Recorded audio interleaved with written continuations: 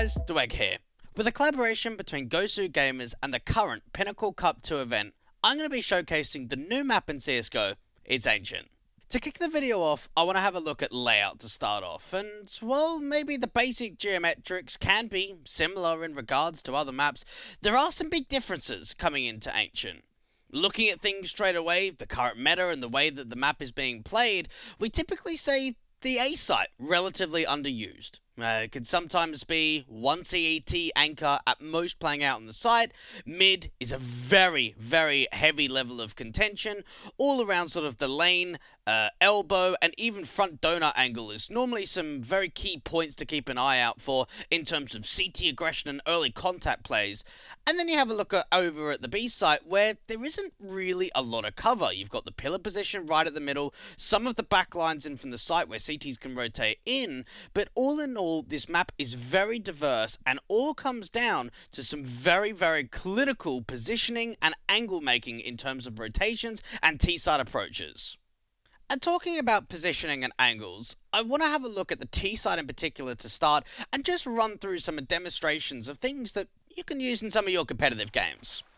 Now, starting off, we'll have a look at the elbow entrance to start. Now, this is an area that does, from time to time, get very heavily contested by the CT side, so you've got many different ways of holding it. You can hold it passive, do a little bit of jiggle peeking, look out towards the A main area just for a little bit of a push, or you can take it a little bit further aggressive. Now, if you get to this area, you have to be making sure that you are jiggle peeking to bait out any kind of early information or bait out the AWP that sometimes likes to be posted in and around this kind of position.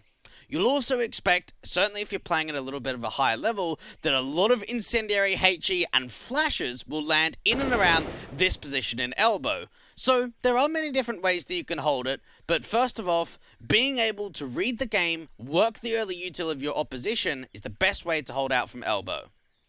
Now having a look at the way in which you can position yourself to clear out the A main area for the T side. Coming up straight away, expect a lot of close range angles. Pre-aim a lot of these jiggle peaks in case you've got CTs up close and personal. Gonna be very difficult by yourself if you want to try and clear it out. If you've got a teammate with you, that may make things ever so easier for yourself. Now, once you've been able to clear out the majority of this A main position and there are no CTs aggressive, or maybe you've taken a little bit of an early fight, have a look up towards the sky and see this very, very open skybox that can be used for utility and nades to go in out towards the A site to help you get that execution forward. Over towards the B side of the map, things do get slightly interesting.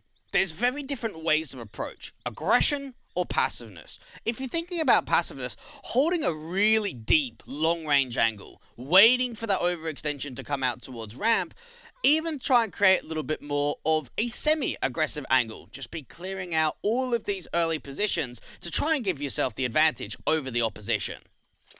Lane is probably the most vital area of the map for the T side. It allows you to dictate pace, force the CTs back passive, clear out a lot of the close range angles, and also help if you do want to rotate in between mid and the B site itself.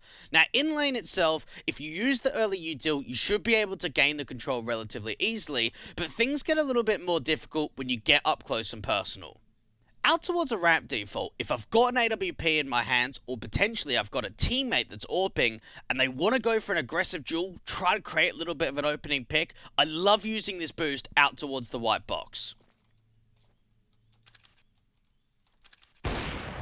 It's one of those angles where, yeah, you can do it from time to time, your opposition may be aware of it, but if you've got some util behind you, and you try and make it as silent as possible, it can catch your opposition off guard. Let's have a look at how to try and control mid from the CT side, and more so in particular, how to put nades down towards the elbow position.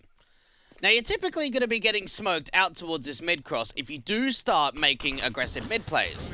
Putting a molly down first and a flash behind it gives you a great advantage to be able to take the contact straight towards the CT side, even if they smoke you out towards top mid early in the round.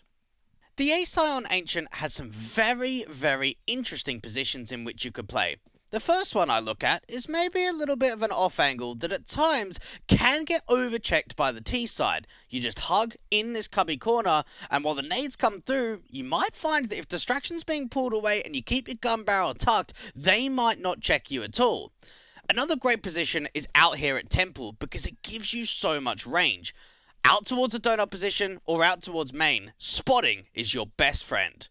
There's also a great chance in which you can fall back, create yourself a little bit more of a tighter angle, or even fall back deeper, waiting for the run out to come into the site itself, and as soon as you feel like you're getting overwhelmed, falling back to safety is the best idea possible. Playing mid is a slightly interesting one, because with so much T-side aggression, it can be difficult at times. The most common angles is super deep out in towards candles, waiting for a little bit of a play to come in from bridge or out towards the elbow position. Expect a little bit of early contact earlier in the round rather than later. Aha! Now we get to the B site. This is where things really heat up. And when I mean heat up, I'm talking about this wood position, because you're probably going to get mollied if you've been playing out from here. It's a great position to be able to fall back from. Give yourself a little bit of an off angle out towards ramp, and as soon as you get that first kill or that contact, you can try and force away and pull the distraction. There's also a way in which, if you're waiting for the run out to come from cave, that you can hide in this even further cubby corner. Now, out towards wood, I would say is your last resort, trying to get back to safety and create the fight to come to you. Here we get to cave. Now, this is an area of death, and there are many different ways of playing it. The first one is up close and personal, but still, these close quarters can be very tough. The angle I like to be playing the most is this one right here, the headshot angle, where you can get yourself a good advantage over the T-side try to wide swing around the corner. You've also got a chance over towards the boxes, get yourself a little bit more verticality, or even deeper outside of the cave position itself, and just making sure that you're giving yourself as much cover as possible. Cheetah is one of these portions of the map which is very, very large and allows you to play in very different spots, whether you want to be quite wide over towards the right hand side corner, the left, or even on the other side of Cheetah.